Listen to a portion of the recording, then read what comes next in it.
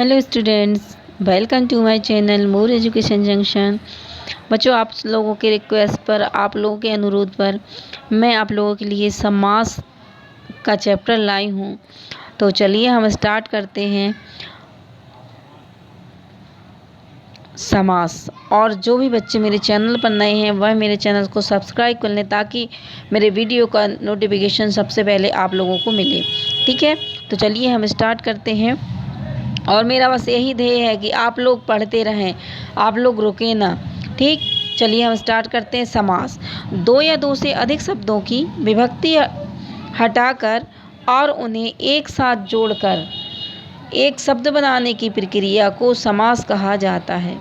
ठीक है, और इस प्रकार जो मिला पद होता है वह समस्त पद कहलाता है। ठीक है, तो समास में दो या दो से अधिक क्या रहते हैं, शब्द रहते हैं। उनके बीच में जो विभक्तियां लगी रहती हैं उनको हटाकर एक शब्द बनाया जाता है, उसे समस्त पद बोलते हैं। अर्थात संक्षेप रूप में हम कह सकते हैं दो या दो से अधिक शब्दों को इस प्रकार रख देना जिससे उनके आकार में कुछ कमी और अर्थ पूरा पूरा निकले। आकार में कमी हो जाए, बड़े आकार में ना रहे, ठीक है, छोटे हो जाए और उनका अर्थ पूरा निकले। जैसे राज्ञा पुरुषा में देखो दो विसर्ग लगा हुआ है राज्ञा में। ठीक है, राजा का पुरुष और का क्या है, हमारी विभक्ति है। ठीक, इसको हटा दिया गया है तो यहाँ क्या आ जाएगा, राजपुरुषा। चलिए हम नेक्स्ट देख लेते हैं। अब समास के भेद अर्थात प्रकार। समास के 6 भेद होते हैं, आप लोगों को पता होगा। ठीक, देख लीजिए। समास में 6 भेद होते हैं। एक होता है हमारा तत्पुरुष समास, दूसरा द्विगु, तीसरा कर्मधारय, चौथा द्वंद्व समास और पांचवा बहुव्रीहि समास और छठवां अव्ययीभाव समास। ठीक है, इसको हम एक बार और रिवीजन करते हैं। देखिए, तत्पुरुष समास पहला, दूसरा द्विगु, तीसरा कर्मधारय, चौथा द्वंद्व, पांचवा बहुव्रीहि और छठवां अव्ययीभाव समास। इसको आप सीक्वेंस से याद कर लीजिएगा। चलिए हम देख लेते हैं। संस्कृत के याचक हैं, उन्होंने एक युक्ति बनाई थी। उनके युक्ति को देखिए, उसी में सभी जो है वह समास के नाम आ जाते हैं। जैसे द्वंद्वो द्विगुरपि चाहम मद्गेहे नित्यम अव्ययीभावः तत्पुरुषः कर्मधारय एनाहं स्याम बहुव्रीहि। ठीक है, इसमें जो 6 ही प्रकार आ जाते हैं। चलिए नेक्स्ट देखते हैं हम तत्पुरुष समास जो होता है उसमें उत्तर पद क्या होता है, प्रधान होता है। प्रायेण उत्तर पदार्थ प्रधानस्त तत्पुरुषा, जहाँ पूर्व पद मतलब पहला पद और द्वितीय विभक्ति से सप्तमी विभक्ति तक, पूर्व पद द्वितीय विभक्ति से सप्तमी विभक्ति तक होता है। अब आपको पता होना चाहिए कि पूर्व पद क्या कहलाता है। तो चलिए हम बताते हैं आपको पूर्व पद। जैसे राज्ञः पुरुषः। ठीक, तो पूर्व पद मतलब होता है ये पहला पद। पूर्व पद का मतलब होता है पहला पद। ठीक है, ये पहला पद कहलाया आपका, ये पद कहलाया पहला और ये पद कहलाया आपका दूसरा पद। तो ये जो पहला पद कहलाया इसको पूर्व पद भी बोलते हैं और इसको क्या बोलते हैं, प्रथम पद बोलते हैं। ठीक है, और इसको क्या बोलते हैं, उत्तर पद भी बोलते हैं और इसको क्या बोलते हैं, द्वितीय पद भी बोलते हैं। ठीक है, पूर्व पद मतलब पहला, उत्तर पद मतलब दूसरा पद। ठीक, चलते हैं आगे।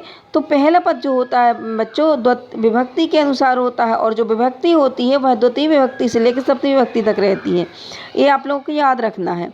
पूर्व पद की विभक्ति के अनुसार ही समास का नामकरण होता है।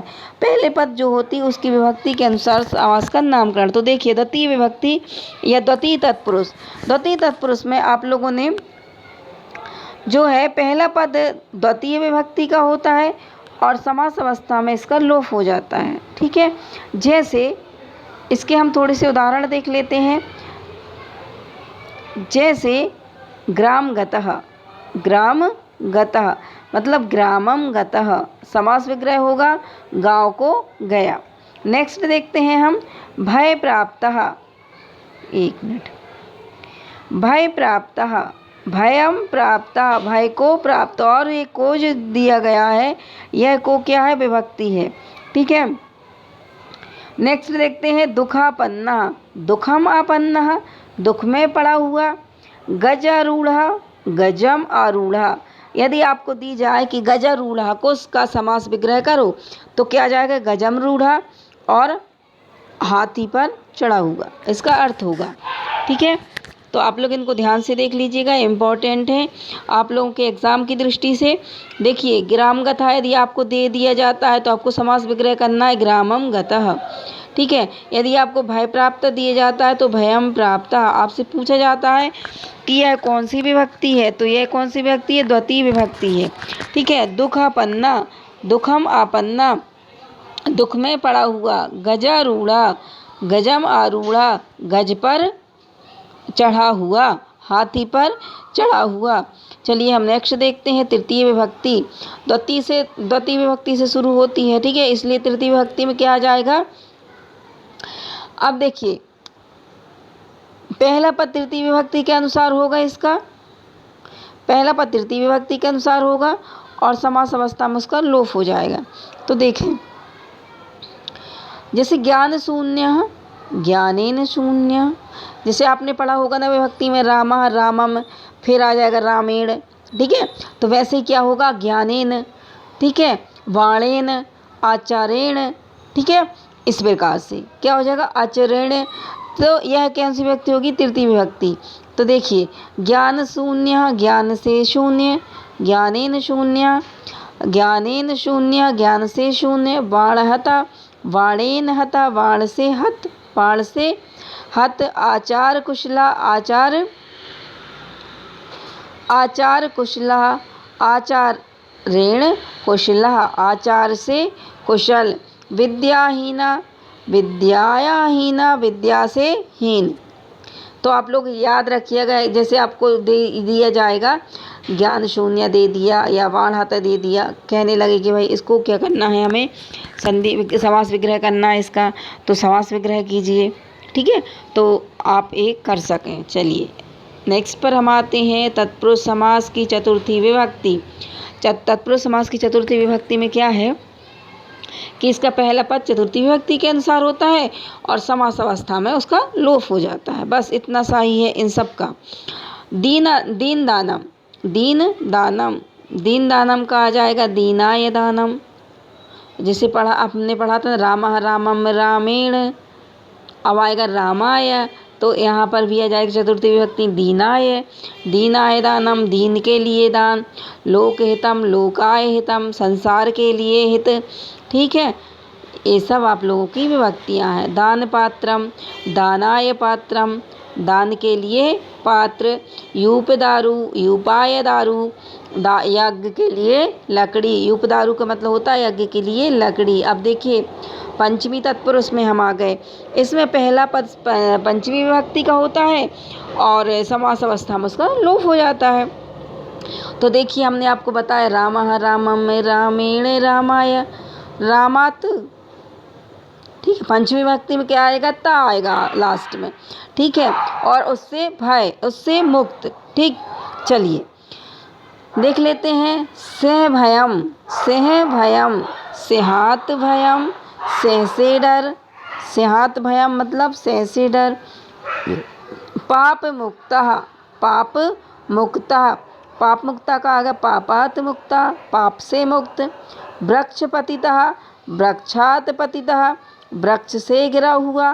पतिता का मतलब होता है बच्चों गिरा हुआ। ठीक है, चोर भयम, चोर भयम, चोरात भयम, और चोर से भय। जहाँ पर देखो लास्ट में ता आए, क्या आए लास्ट में, ता आए, तो इसका मतलब ये है पंचमी विभक्ति है। ठीक है, चले हम नेक्स्ट देख लेते हैं, षष्ठी विभक्ति पे आ जाते हैं। यहाँ पर क्या आ जाता है, श्य। ठीक है, आपको रामा रामम रामेण रामाय, रामाय आ गया, रामा फिर रामात पढ़ लिया हमने, फिर रामश्य है ना, आधा सा और या, इसका मतलब होता है का। देखिए षष्ठी विभक्ति में इसमें पहला पद षष्ठी विभक्ति का होता है और समास अवस्था में उसका लोप हो जाता है। तो देखिए इसमें हमने पढ़ा राजपुत्र, और इसका क्या समास विग्रह किया, राज्ञा पुत्र, राजा का पुत्र अर्थ निकला, दोनों का अर्थ एक ही निकलेगा, लेकिन लिखने में क्या हो जाएगा, संक्षिप्त हो जाएगा। विद्यालयः, हम क्या पढ़ते हैं संक्षिप्त में, विद्यालयः। अब क्या है, विद्यायः आलयः, दो शब्दों से बना है, तो विद्यायः विद्या का, आलयः आलय विद्या का घर, आलय का मतलब घर, विद्या का घर, विद्यायः आलय। अब देखिए गृह स्वामी, गृह मतलब घर और स्वामी मतलब मालिक, ठीक है। तो गृहस्य स्वामी, घर का स्वामी या घर का मालिक। नेक्स्ट देखते हैं हम, देव मंदिर, देव मंदिर, देव मंदिर मतलब देवता का मंदिर, तो देवस्य मंदिरम, देवस्य मंदिरम देव का मंदिर। ठीक, अब हमारे लास्ट पर सप्तमी विभक्ति।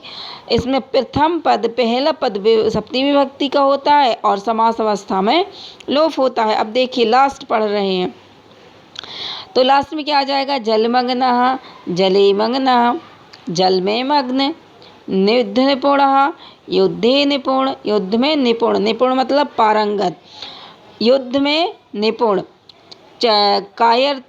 कार्य चतुर्थः कार्ये चतुरः, कार्य चतुरः कार्ये चतुरः, कार्य में चतुर, सभा पंडित सभायां पंडितः, सभायां पंडितः सभा में पंडित। नेक्स्ट देख लेते हैं बच्चों, द्विगु समास। द्विगु समास में क्या आ जाएगा,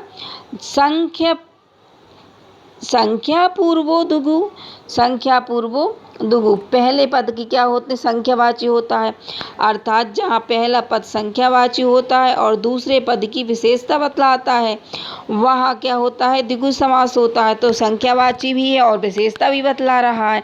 तो चलिए हम थोड़े इसके उदाहरण देख लेते हैं। जैसे आगे चलते हैं, जैसे त्रिभुवनम, त्रिभुवनम में क्या आ जाएगा, त्रयाणाम भुवनानाम समाहारा, तीन भुवनों का समूह, त्रयाणाम भुवनानाम समाहारा। बच्चों साथ में बोलते जाओ, क्योंकि इसको याद करने में जब तक हम बार बार नहीं बोलेंगे किसी शब्द को तो हमें वह कठिन ही लगेगा, ठीक है।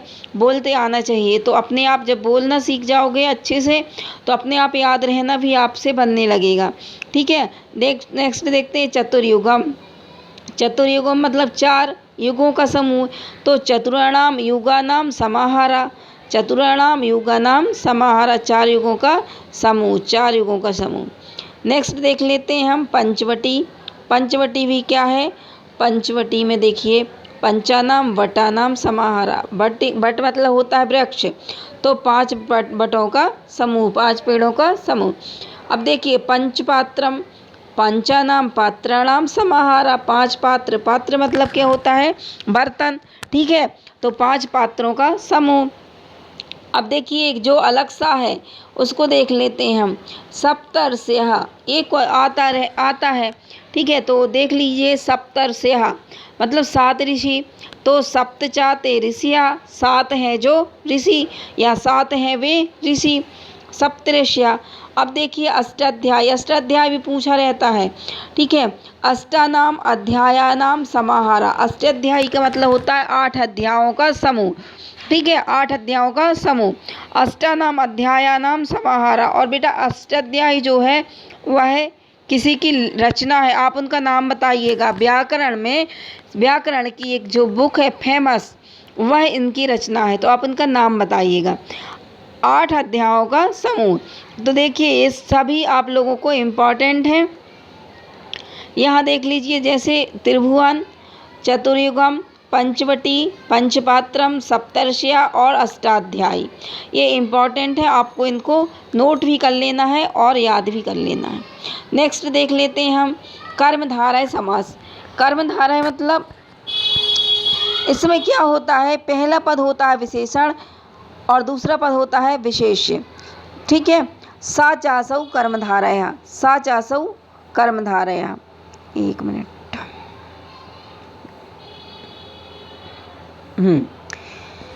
सा चासौ कर्मधारयः, जहाँ पर प्रथम पद विशेषण और दूसरा उपमान तथा द्वितीय पद विशेष्य और उपमेय हो। ठीक है, उपमेय क्या, जिसकी उपमा दी जाती है वह शब्द उपमेय कहलाता है और जो उपमा दी जाती है वह उपमान कहलाता है। ठीक है, वहाँ पर कर्मधारय समास होता है। अब देख लीजिए, आपको एक चीज़ का पता होना चाहिए कि विशेषण और विशेष्य क्या कहलाता है। जैसे हमने आपको बताया, नील कमल से आप लोग याद रखिएगा, हमेशा नील कमल से कर्मधारय को याद रखें, नील कमल, नील कमल। तो देखिए, इसका प्रथम पद जो हो गया वो नील हो गया और द्वितीय पद हो गया कमल हो गया। अब कमल का मतलब होता है पुष्प या फूल। ठीक है, अब कमल की क्या विशेषता है कि वह नीला है। कमल की क्या विशेषता बतला दी कि वह नीला है। जो विशेषता बतलाई जा रही है बेटा, जैसे नीला है, जो विशेषता बतलाई जा रही है वह विशेषण कहलाएगा। क्या कहलाएगा? विशेषण। जो विशेषता बतलाई जा रही है वह कहलाएगा विशेषण। और जिसकी विशेषता बतलाई जा रही, किसकी विशेषता बतलाई जा रही? कमल की। तो यह कमल हो गया हमारा विशेष्य, कमल हो गया विशेष्य। तो जो विशेषता बतलाई जा रही है वह हो गया विशेषण और जिसकी विशेषता बतलाई जा रही है वह विशेष हो गया। चलिए, इसको याद रखिएगा।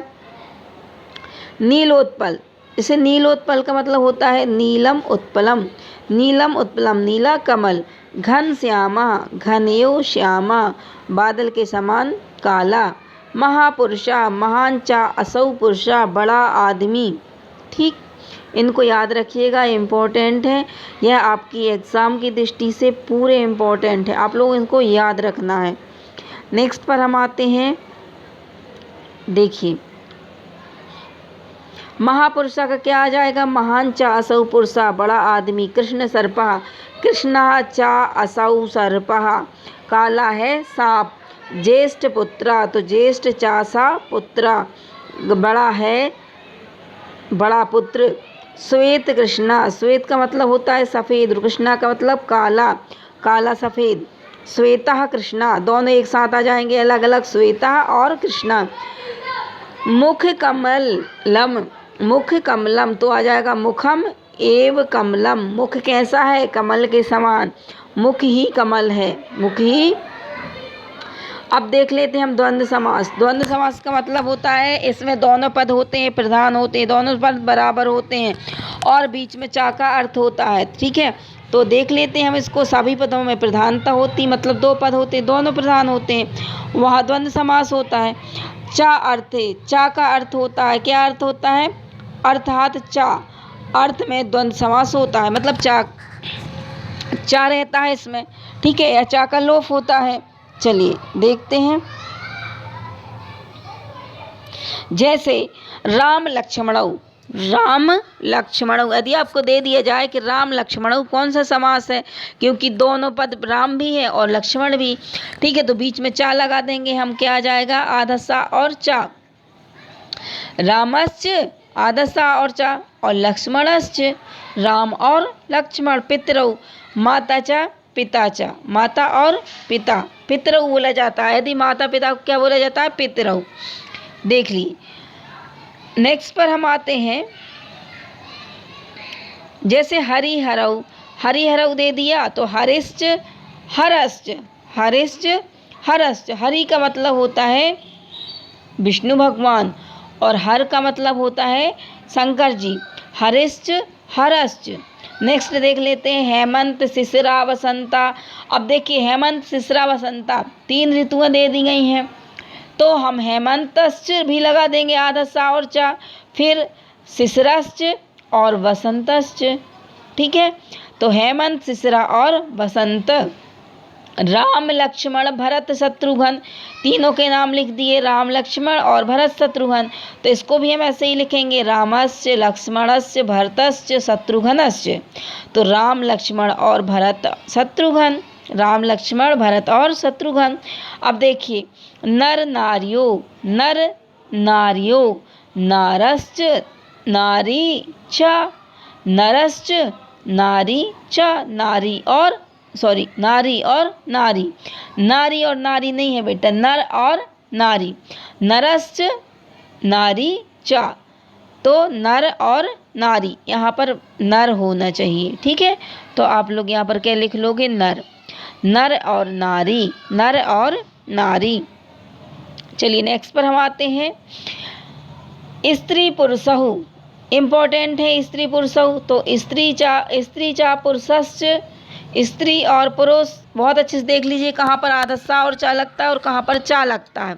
ठीक है, देखिए भीम अर्जुन युधिष्ठिरा, भीम अर्जुन युधिष्ठिरा, चारों के नाम दे दिए। भीम है, अर्जुन है, युधिष्ठिर है, 3 नाम दे दिए।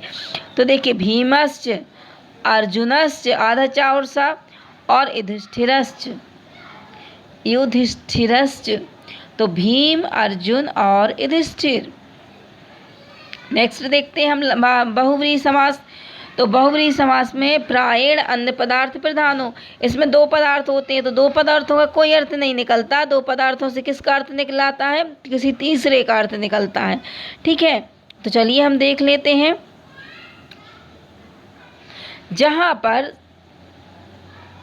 जहाँ सामासिक पदों से अन्य का बोध होता है, मतलब दूसरे चीज का अर्थ का बोध होता है, वह बहुव्रीहि समास होता है। बहुव्रीहि समास के अंत में क्या लगा रहता है? यस्य शा या फिर एन लगा रहता है। ठीक है, इन शब्दों का प्रयोग होता है। तो चलिए हम देख लेते हैं। जैसे पीताम्बरः, पीतम अम्बरम यस्य शः विष्णु, पीतम अम्बरम यस्य शः विष्णु। ठीक है, वह है विष्णु। ठीक, अब नेक्स्ट देख लेते हैं। पीला है वस्त्र जिसका, वह कौन है? विष्णु है। ठीक, चंद्रशेखरः, चंद्रशेखरा, तो चंद्रशेखरा में क्या आ जाएगा? चंद्रशेखरे यस्य शः, चंद्रशेखरे यस्य शः। 1 मिनट, मोटा हो गया बहुत। चलिए, चंद्रशेखरे यस्य शः मतलब चंद्रमा है सिर पर, चंद्रमा है सिर पर जिसके, अर्थात शिव। ठीक है, अब चलिए देख लेते हैं हम।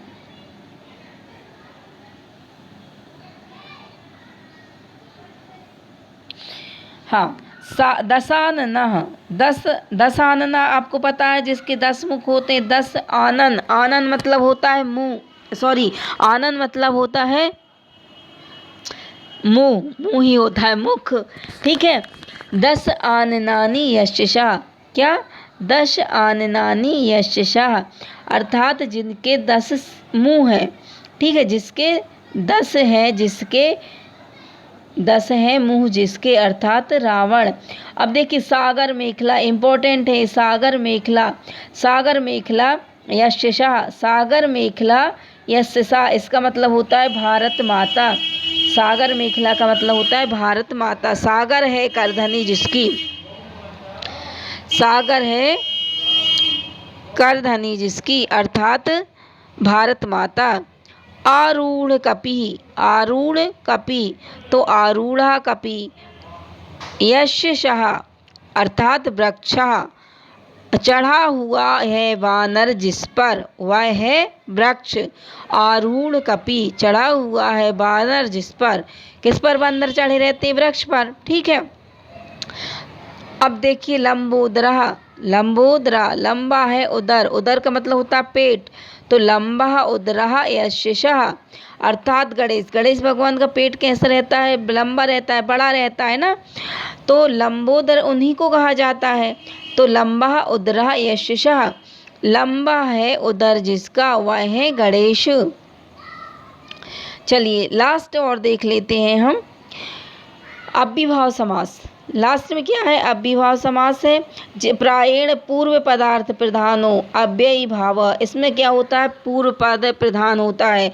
ठीक है, उसको क्या बोलते हैं? अव्ययीभाव। जहाँ प्रथम पद प्रधान होता है और प्रथम पद अव्यय भी होता है, और द्वितीय पद कैसा होता है? संज्ञावाचक होता है। अव्ययीभाव समास होता है। ठीक है, संज्ञावाचक जैसे यथाशक्ति, यथा शक्ति, शक्तिम अनतिक्रम्य, शक्ति अनतिक्रम्य, शक्ति के अनुसार अर्थ निकलेगा हिंदी में। उपगंगम, गंगायाः समीपम, उप का मतलब होता है बच्चों समीप, और गंगा तो है। ठीक है, तो गंगायाः समीपम, गंगा के समीप, गंगा के निकट। चलिए नेक्स्ट देख लेते हैं। इसमें देखो हमने जो उपसर्ग बताए हुए हैं, जैसे उप, अनु, अधि, अनु, प्रति, निर्मक, निर। ठीक है, क्या आ जाएगा? निर। निर्मक्ष में क्या हो जाएगा? निर। ठीक है, यह क्या हमने आपको उपसर्ग बताए हैं।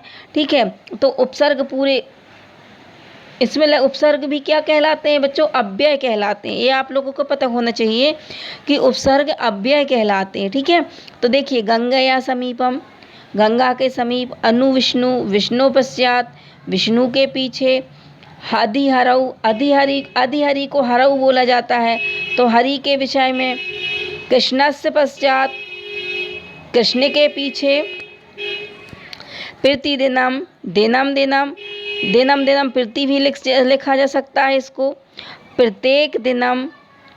ठीक है, निर्मक्षिकम, मक्षिकाणाम अभावा, मक्षिकाणाम अभावा, मक्खियों का अभाव। निर्मक्षिकम का मतलब होता है निर जहाँ लगा रहता है वहाँ उसमें अभाव होता है। ठीक है, अनुरूपम, रूपस्य योग्यम, अनुरूपम का मतलब होता है रूपस्य योग्यम, रूप के योग्य। चलिए यहाँ हमारे समास खत्म होते हैं और बच्चों आप लोग एक बार इनको फिर से देख लीजिएगा। ठीक है, और बहुत अच्छे से पढ़ लीजिएगा, समझ लीजिएगा। यदि आप लोगों को मेरा पढ़ाना बहुत अच्छा लग रहा है तो आप लोग मेरे चैनल को लाइक कीजिए, शेयर कीजिए और सब्सक्राइब कीजिए, कमेंट्स भी कीजिए, ताकि मुझे पता चले कि आप लोग मेरे चैनल को लाइक कर रहे हैं, और पसंद कर रहे हैं। इसलिए कमेंट्स करके बताइए कि आप लोगों को मेरा पढ़ाना कैसा लगा। ओके, चलिए तब तक के लिए जय हिंद, जय भारत। मैं मिलती हूँ आप लोगों के लिए नेक्स्ट वीडियो में। और आप लोगों को जो पढ़ना हो, आप लोग जो पढ़ना चाहते हैं तो आप लोग कमेंट्स करके बता सकते हैं, मैं उस पर आप लोगों के लिए वीडियो बना